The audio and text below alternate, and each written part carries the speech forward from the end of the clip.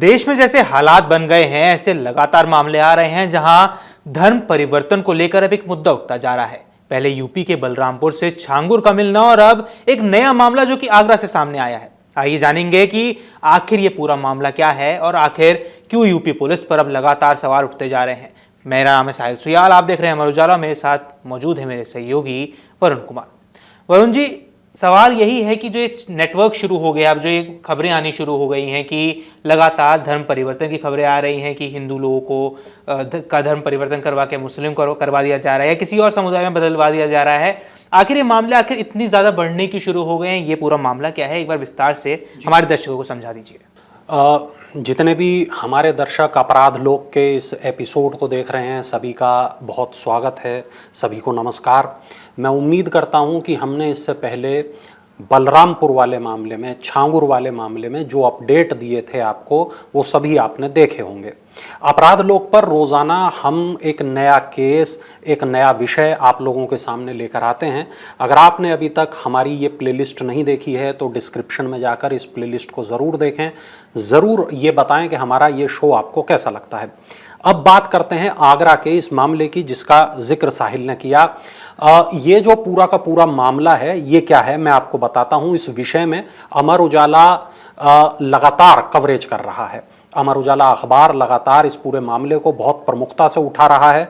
मेरे सामने इस वक्त जो अखबार खुला हुआ है, ई पेपर जो खुला हुआ है अमर उजाला का, ये 20 तारीख का है, यानी कल का है।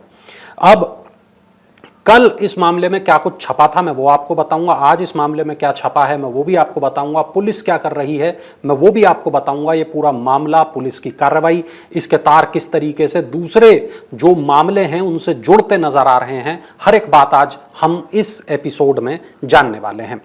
तो मामला साहिल, हमें जो पता चलता है वो ये पता चलता है कि एक गिरोह है जो अवैध धर्मांतरण करा रहा है और इस चुंगल में फंसी हुई थी दो बहनें, एक की उम्र 33 साल, एक की उम्र करीब 18 साल। ये आगरा सदर का पूरा मामला था और ये दोनों बहनों को पुलिस निकाल कर इस पूरे गिरोह के चंगुल से वापस लेके आई। परिवार बहुत खुश हो गया, लेकिन पूरे जो इलाका है, या मैं कहूँ पूरा आगरा जो है, वहाँ पर कई तरीके के सवाल हैं और थोड़ा दहशत भी है। ये जो गिरोह है ये किस तरह काम करता है, पूरा तफ्तीश जो पुलिस ने बताई है वो क्या कुछ है वो मैं बताता हूँ आपको। 3 महीने से ज़्यादा का वक्त लगा पुलिस को इन दोनों बहनों को बरामद करने में। आरोपियों ने दोनों बहनों के नाम बदल दिए थे। दोनों को मुस्लिम लड़कों से दोनों का निकाह कराने की तैयारियां शुरू हो गई थी। मामला कुछ उस तरह है कि सदर बाजार में एक परिवार रहता है, उनकी एक बड़ी बेटी जो है वो एमफिल पास है। अब ऐसा भी नहीं कोई छोटी मोटी पढ़ाई हो, एमफिल एक बड़ी पढ़ाई है। साल 2020 में इस लड़की की पहचान जम्मू कश्मीर के उधमपुर की रहने वाली साइमा उर्फ खुशबू से हुई। दोनों में दोस्ती हो गई। साइमा आगरा में लाइफ साइंस की पढ़ाई कर रही थी। 2021 में साइना अपने साथ जो बड़ी वाली बहन है जिसकी उम्र 33 साल है उसको जम्मू कश्मीर ले गई। अचानक वहां पर लैंडस्लाइड हो गया, गाड़ी फंस गई, किसी तरह निकाला गया। तब साइमा ने खुद को एक रिटायर्ड इंस्पेक्टर की बेटी बताया। जम्मू कश्मीर पुलिस की सूचना पर परिजन बेटी को लेकर वापस आ गए। पड़ोसियों ने इस बार इनसे दूरी बना ली थी, पड़ोसियों से इन्होंने दूरी बना ली थी। बेटी के घर पहुंचने पर परिवार के लोगों को पता ये चला। अब ये गई थी केवल घूमने के उद्देश्य से, लेकिन जब ये लौट के आई, जो बेटी है जो एमफिल 33 साल, ये पूजा पाठ से इंकार करने लगी और इस्लाम को मानने लगी। कई लोगों से फोन पर बातचीत करती थी, लंबी लंबी बातें होती थी। डाक से उसके पास इस्लाम से जुड़ी किताबें आती थी और वो घर के पास वाली मस्जिद से जो अजान की आवाज आती थी उसको सुनकर बैठ जाती थी, नमाज पढ़ने लगती थी। परिवार के लोग घबरा गए। कोई भी हो, कोई भी एक सामान्य हिंदू परिवार, उसमें अगर बेटी जो घर की बड़ी बेटी है वो ऐसा करेगी तो कोई भी परिवार घबरा ही जाएगा साहिल। अब इसके बाद जो रिपोर्ट बताती है वो हमें ये बताती है कि वो उससे बात करते थे, उसको मनाने का प्रयास करते थे कि बेटा आप ऐसा क्यों कर रहे हो, लेकिन वो किसी की बातें नहीं सुनती थी। यहां तक कि उसकी जो छोटी बहन थी जिसकी उम्र 18 साल है उसको भी उसने ब्रेन वॉश कर दिया। 24 मार्च को दोनों बहनें घर से निकल गईं। इसके बाद दिल्ली पहुंची, दिल्ली से कोलकाता चली गई। तब से परिवार का इनसे संपर्क टूटा हुआ था और अब पुलिस इनको कोलकाता से वापस लेकर आई है। अब रिपोर्ट हमें यह बताती है कोलकाता में जब दोनों बहनें पहुंची तो बैरकपुर के रहने वाले मोहम्मद इब्राहिम, इनको वहां उनकी मुलाकात हुई। दोनों लड़कियों के रहने का इंतजाम एक मुस्लिम बस्ती में कर दिया गया। दोनों बहनों का धर्म बदलवा दिया गया, दोनों के नाम बदल दिए गए। बड़ी ने अपना नाम अमीना रख लिया, छोटी वाली का नाम जोया रखा दिया गया। गिरोह में शामिल जो सदस्य थे उन्होंने इस चीज की पूरी तैयारी पहले से की हुई थी। दोनों कहीं चली ना जाएं, इसलिए उनका वो निकाह बहुत जल्द कराना चाहते थे। उसके लिए वो मुस्लिम लड़के से उन्हें दिखा रहे थे, बता रहे थे। एक बार अगर दोनों बहनें निकाह कर लेती तो उनका लौट पाना अपने धर्म में या अपने शहर में या अपने परिवार के पास बहुत मुश्किल हो जाता। अब दोनों लड़कियां इस्लाम के फेवर में एक मुहिम भी चलाना इन्होंने शुरू कर दिया था दोनों बहनों ने। अब बहनों के लापता होने का ये जो पूरा मामला है, परिवार के लोग, अब आगरा का मामला था, परिवार के लोग परेशान थे, पिता उनके परेशान थे। वो पहले लोकल पुलिस से मिले, उसके बाद डीजीपी से मिले, उसके बाद योगी आदित्यनाथ तक पहुंचे, सीएम हैं और जनसुनवाई में सब लोग देखते जानते हैं कि वो तमाम लोगों से मिलते जुलते हैं। वहां तक ही मामला पहुंचा। उन्होंने डीजीपी कार्यालय को लिख दिया कि भाई मामले की जांच करो, देखो ये दोनों लड़कियां कहाँ गई। डीजीपी कार्यालय ने स्थानीय लेवल पे भी पड़ताल की, साइबर जो पुलिस है उसने भी पड़ताल की, डीजीपी ऑफिस ने भी पड़ताल की। पता चला भैया ये तो कलकत्ता में है, कोलकाता जिसको आज कहा जाता है, कोलकाता में। वहां से दोनों लड़कियों को रेस्क्यू किया गया। और इस पूरे मामले में यह भी पता चला कि बड़ी बहन जो है उसने अपना जो सोशल मीडिया अकाउंट है उस पर AK-47 के साथ फोटो लगा रखी थी। अब जब पुलिस ने ये सब चीजें देखी तो वो हैरान रह गई। अब सवाल ये कि क्या दोनों बहनों को इस कदर माइंड वॉश, ब्रेन वॉश किया गया था? क्या वो आतंक की राह पे चलने वाली थी? क्या इस पूरे मामले में कोई स्लीपर सेल एक्टिव है? हजार सवाल है। वरुण जी, एक सवाल और है कि क्या किसी को ब्रेन वॉश करना इतना आसान हो गया है कि किसी एक ट्रिप पर कोई घूमने जाता है, उसके बाद वापस आके तुरंत एक धर्म को अपनाना शुरू कर देता है? तो क्या ये इतना आसान हो जाता है किसी भी व्यक्ति के लिए, किसी को ब्रेन वॉश करना, अपनी बातों में लेकर आना? देखिए, ये डिपेंड कई लेवल पर करता है। एक तो ये कि जो पीड़ित व्यक्ति है, जिसका ब्रेन वॉश किया गया है, उसका वो मानसिक रूप से कितना मजबूत है, वो अपने जो बिलीफ्स हैं उसमें कितना भरोसा रखता है, अपने माता पिता पे कितना भरोसा रखता है, अपने समाज में कितना उठा बैठा है। समाज, अगर आप धर्म की भी बात ना करें यहाँ पर, अगर आप केवल ये भी बात करें कि वो मानसिक रूप से कितना खुला हुआ है कि भाई ठीक है, मैं आपके धर्म का सम्मान करता हूँ लेकिन मैं अपने धर्म में ठीक हूँ, या मैं नास्तिक हूँ और मगर मैं आपके धर्म का सम्मान करता हूँ, ठीक है, मैं आपके धर्म को रिस्पेक्ट करता हूँ लेकिन मैं जो हूँ मुझे आप वो रहने दीजिए। उस तरह का मानसिक रूप से आप कितने मजबूत हैं। दूसरी बात ये यहाँ पर ये भी आती है साहिल, के सामने वाला किस तरीके से आपको कन्विंस करने का प्रयास कर रहा है, सामने वाला कितना मजबूत साइकोलॉजी के साथ आपकी साइकोलॉजी को तोड़कर आपके दिमाग के अंदर घुस गया है। कई चीजें हैं, लेकिन यहां जो हमारे दर्शकों को बताना जरूरी है वो ये कि दोनों बहनें 4000 रुपए, अपने तमाम कागज, प्रमाण पत्र ये साथ में लेकर निकली थीं। परिवार का कोई व्यक्ति उनके संपर्क में ना आए इसलिए मोबाइल घर पर छोड़ ही दिए थे।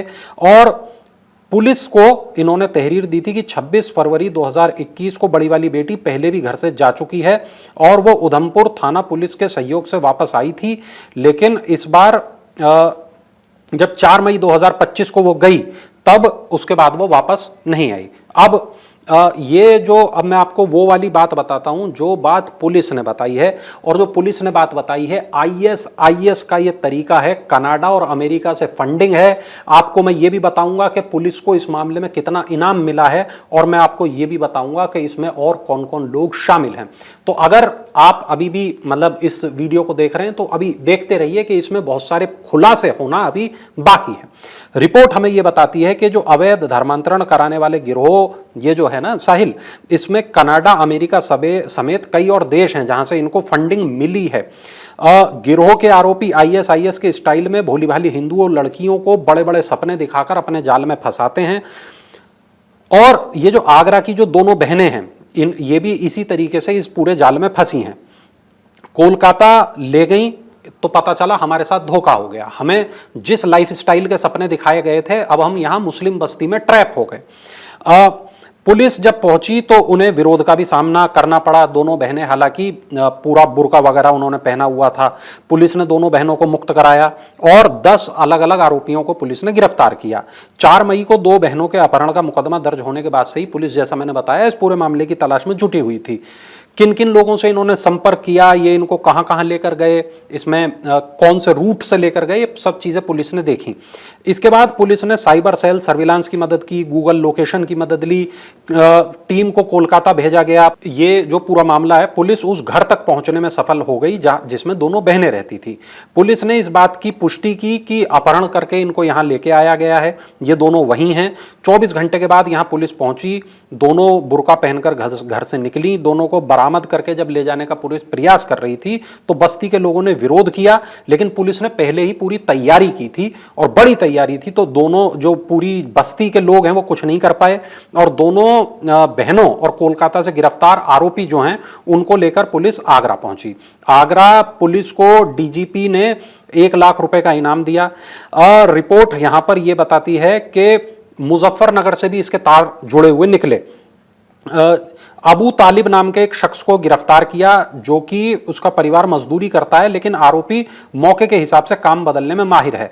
कभी ये ड्राइवर बन जाता है, कभी मजदूरी करता है, कभी कपड़ों के काम को करता है यानी प्रेस वगैरह करता है, तो ऐसा कई बार वो काम बदल रहा था। अब जो लोग गिरफ्तार हुए हैं उनके आप रोल देखिए, उनके रोल क्या क्या हैं। एक लड़की यहां गिरफ्तार हुई है जिसका नाम है आयशा, ये गोवा की रहने वाली है, इसका नाम है एसबी कृष्णा। एसबी कृष्णा से ये नाम बदल के हो गई आयशा, ओडिशा की रहने वाली है। पिता आर्मी में थे, बेटी ने धर्म परिवर्तन किया, आयशा नाम रख लिया, अंग्रेजी बोलती है, गोवा में मकान है, लेकिन ये कथित तौर पर कोलकाता में रहने वाले अली हसन उर्फ शेखर राय की पत्नी है। विदेशों से फंडिंग यही लड़की जुटाती है, गैंग के सदस्यों के लिए पैसों का इंतजाम यही लड़की कर रही थी। अली हसन उर्फ शेखर राय कोलकाता के बैरकपुर की कोर्ट में कर्मचारी है, गैंग के सदस्यों की मदद करता है और बड़े लोगों से उनकी पहचान कराता है, और आयशा जो पैसा देती है वो पैसा डिस्ट्रीब्यूट करने की जो जिम्मेदारी है वो इसी शख्स की है। इसके बाद में इब्राहिम रीत बनिक इसका नाम है, ये कोलकाता का रहने वाला है। इंस्टाग्राम पर इसकी कनेक्टिंग रिवर्ट के नाम से आईडी है और लोगों से कहता है कि सभी की पैदाइश इस्लाम में हुई है और लोगों को इस्लाम में वापस लेके आना है, और इसी चक्कर में इसने आगरा की जो युवतियां हैं इनको ट्रैप में फंसाया। ओसामा कोलकाता का निवासी है और ये एजेंट है। धर्मांतरण के लिए जो लोग कोलकाता पहुंचते हैं उनको मुस्लिम बस्ती में रुकने में ये मदद करता है, होटल में रुकने का इंतजाम कराता है, बस्ती में घर दिलाता है। इसके अलावा रहमान कुरैशी पकड़ा गया और ये सुन्ना नाम से यूट्यूब चैनल चलाता है। 1,70,000 के करीब इसके फॉलोअर हैं। जो युवतियां धर्मांतरण कर लेती हैं वो अपने मूल धर्म में वापस लौटकर कितना खुश हैं, मूल धर्म मतलब इस्लाम, वहां कितना खुश हैं, इसके लिए ये तमाम चीजें वीडियो के माध्यम से बाकी लोगों को दिखाई जाती हैं ताकि वो भी मानसिक रूप से इस्लाम की तरफ आकर्षित हो सकें। इसके बाद जयपुर का एक शख्स है मोहम्मद अली और ये कई लोगों को इसने धर्म परिवर्तन कराया है। एक हिंदू डॉक्टर युवती को इसने फंसाया हुआ है, खुद भी कन्वर्ट है, पहले कलीम सिद्दीकी के लिए काम करता था और एटीएस ने इसको धर्मांतरण के आरोप में जेल भी भेजा था। धर्मांतरण के लिए लोगों को प्रेरित करता है। अबू तालिब गिरफ्तार हुआ है, अबू रहमान गिरफ्तार हुआ है, मुस्तफा उर्फ मनोज गिरफ्तार हुआ है और जुनैद कुरैशी जयपुर से गिरफ्तार हुआ है। ये तमाम लोग हैं जो अभी तक गिरफ्तार इस पूरे मामले में शामिल हुए हैं। रिपोर्ट जो बड़ी है और जो हमें ये बताती है कि जो बहनें हैं ये पूरे परिवार पर भी धर्मांतरण का दबाव बना रही थी। आज के अखबार में इन 10 के 10 लोगों की तस्वीरें छपी हैं, इनका पूरा काला चिट्ठा छपा है जो ये बताता है कि आखिर ये जो पूरा गिरोह है ये किस तरीके से साहिल यहाँ काम कर रहा था। एक सवाल और है कि जब लड़कियों को, जो 2 बहनों की बात हो रही है, क्या 2 बहनों को किसी टाइप का लालच भी दिया गया था कि आपको अगर आप धर्म अपना लेते तो आपको इतने पैसे दिए जाएंगे? जैसे कि कई बार कहा जाता है कि अगर धर्म परिवर्तन किया जाता है तो आपको कई तरीके की चीजें दी जाती हैं, कई चीजें ऑफर की जाती हैं, तो क्या इस मामले में भी ऐसा कुछ सामने आया है? बिल्कुल बिल्कुल, इसमें पैसों की बात ये बिल्कुल सामने आई है। रोटी कपड़ा मकान सारे इंतजाम जो है वो किए जा रहे थे।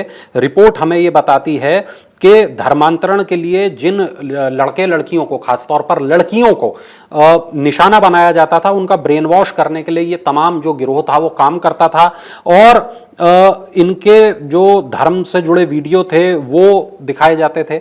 वीडियो में जो लोग दिख रहे थे, फोन पर उनसे बात कराई जाती थी कि धर्म बदलकर तुम्हें क्या हासिल हुआ, तो बताता था कि भाई मेरी तो सब ज़रूरतें पूरी हो गई इस्लाम में आते ही, मैं तो बहुत खुश हूँ और मैं तो पुराने धर्म में दुखी था लेकिन अब मेरे ऊपर मेहरबानी हो रही है वगैरह।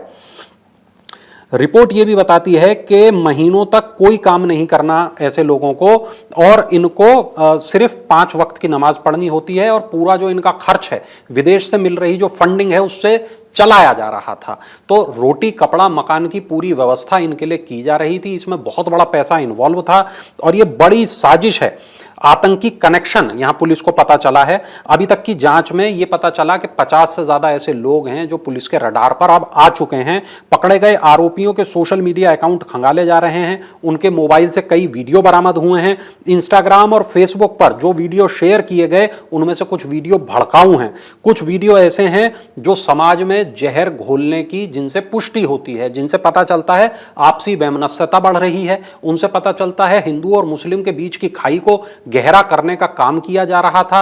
और यह भी पता चलता है कि ये जो फंडिंग हो रही थी, ये पूरी की पूरी फंडिंग उस तरीके की है जिसके अंदर मंदिर तोड़ने की बातचीत की जा रही है। ये फंडिंग उस तरीके की है जिसमें गजवाए हिंद की बातचीत की जा रही है। ये फंडिंग उस तरीके की है जिस जो वीडियोज हैं वो ये बताते हैं कि ये पूरा मामला उतना छोटा मामला नहीं है, सिर्फ 2 लड़कियों से जुड़ा मामला नहीं है, सिर्फ 10 गिरफ्तार लोगों से जुड़ा मामला नहीं है। आप देखिए, इससे पहले बलरामपुर वाला केस हमारे सामने था, 5000 लड़कियों को कन्वर्ट कराने की बातचीत थी।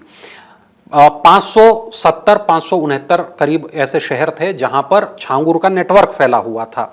आप एक देखिए, एक मामला बलरामपुर में सामने आता है, एक मामला आगरा में सामने आता है।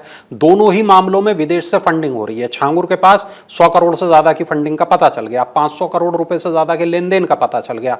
छांगुर का केस हो, आगरा का केस हो, आखिर ये जो केस सामने आ रहे हैं साहिल, इनकी वजह क्या है? क्या कोई बड़ा नेटवर्क इसके पीछे काम कर रहा है?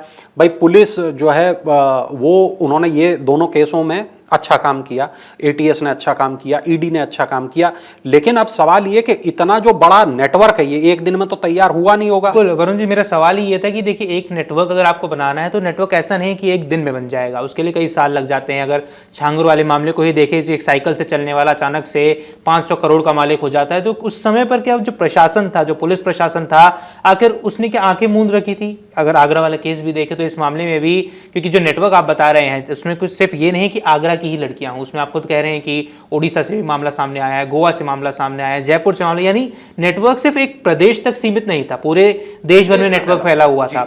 अब ये जो इतना बड़ा नेटवर्क बन गया है, क्या ये नेटवर्क को तोड़ दिया गया है या सिर्फ ये एक छोटी सी शाखा है उस नेटवर्क की? ये सबसे बड़ा सवाल है यहाँ पर। देखिए, अभी साहिल सवाल बहुत वाजिब है।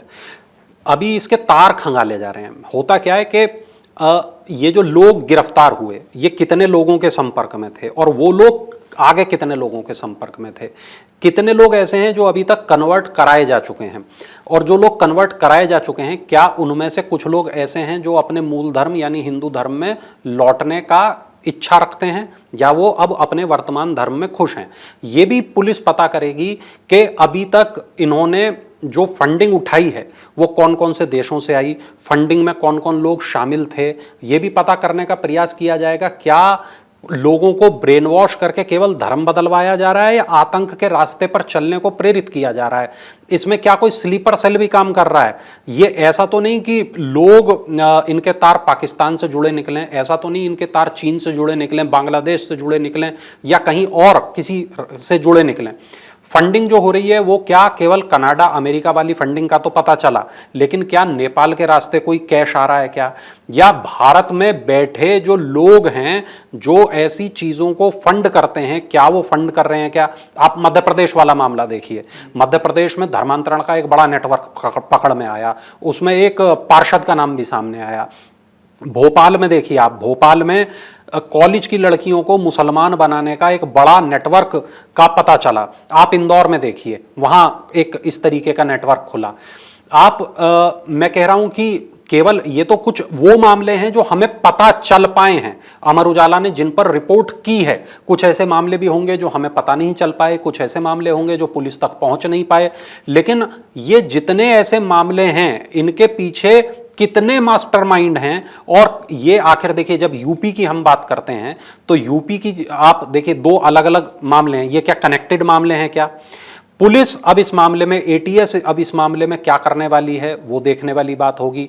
अगर इनके बीच कनेक्शन है तो फिर कनेक्शन खंगालने होंगे, कनेक्शन अगर नहीं भी हैं तब और चिंता की बात है। इसका मतलब है कि अलग अलग जगहों पर अलग अलग तरीके के नेटवर्क काम कर रहे हैं, और ये नेटवर्क की जो जड़ें हैं वो कितनी गहरी हो सकती हैं। हमने कासगंज वाला मामला देखा था। कासगंज में एक बाबा के पीछे भीड़ पागल थी, टायरों की धूल छू रही थी और भगदड़ मच गई, 100 से ज्यादा लोग मारे गए। मैं बस ये बताना चाहता हूं कि एक क्षेत्र जो बहुत पिछड़ा हुआ है, एक क्षेत्र जहां के लोग तमाम तरीके के विश्वासों को मानते हैं, उस क्षेत्र के भीतर पेनिट्रेशन हो रहा है विदेशी फंडिंग के जरिए एक खास धर्म का, और इसके लिए बहुत ज्यादा आक्रामकता के साथ लड़कियों को निशाना बनाया जा रहा है। आखिर इसका जिम्मेदार है कौन? तो आज उनके पिता ने एक वीडियो जारी किया दोनों लड़कियों के, और उनके पिता उस वीडियो में साहिल ये कहते दिख रहे हैं कि भाई मेरी बच्चियां वापस आ गई हैं, आप अपने बच्चों पर नजर रखें, आप ये देखें आपके बच्चे में कोई परिवर्तन तो नहीं आ रहा। मैं तो अपने बच्चों से बात नहीं कर पाया था, आप अपने बच्चों से बात करें। वो तमाम और बातें कर रहे हैं, अपने धर्म के प्रति जागरूक करें, बच्चों से ये ऐसी बातें करें वगैरह। बिल्कुल, यहाँ पर पिता के बयान से एक बात और साफ हो जाती है कि समाज के लिए बहुत बड़ा संदेश है कि आपको ध्यान देना होगा। इसका मतलब ये है कि अगर आपके बच्चे में किसी भी तरीके का परिवर्तन आ रहा है, अगर आपको कुछ ऐसा अनयूजुअल उसमें नजर आ रहा है, तो तुरंत बच्चे से बात करें और कोशिश करें कि अगर वो इस रास्ते पर जा रहा है। साहिल, अब इसमें एक बात ये भी है कि जो धर्म परिवर्तन है वो इंसान की इच्छा के ऊपर है, या उसको जबरन कराया जा रहा है, या उसको फुसलाया जा रहा है। ऐसी कई चीजें हैं। देखिए, क्योंकि अगर कोई अपने मन से ही धर्म छोड़ना चाह रहा है तो आप उसे भला कैसे रोकेंगे। लेकिन यदि उसके लिए उसको पैसा दिया गया, उसको प्रलोभन दिया गया, उसको झूठ बोला गया, उसको सपने दिखाए गए, है ना, उसको उसका माइंड वॉश किया गया, ब्रेन वॉश किया गया, लड़के को लड़की के सपने, लड़कियों को लड़कों के सपने, या बेहतर जिंदगी, ऐसी तमाम चीजें अगर उसे बताई गई। अब आप जैसे मैं कह रहा हूं, उस लड़की की जो सोशल मीडिया अकाउंट की तस्वीर थी जिसमें वो AK-47 के साथ नजर आ रही है, वो किस तरफ इशारा हो रहा है? बिल्कुल यही सवाल है कि क्या ये जो नेटवर्क चल रहा है, कि ये नेटवर्क क्या बहुत बड़ी साजिश की तरफ इशारा कर रहा है? क्योंकि लगातार ऐसे मामले आना, पहले छांगुर वाला मामला आना, रिपोर्ट हमें, देखिए मैं आपको बताऊं, 19 जुलाई को हमारे पास खबर छपी अखबार में, हमारी वेबसाइटों पर, छांगुर से भी बड़ा अवैध धर्मांतरण गिरोह पकड़ा गया।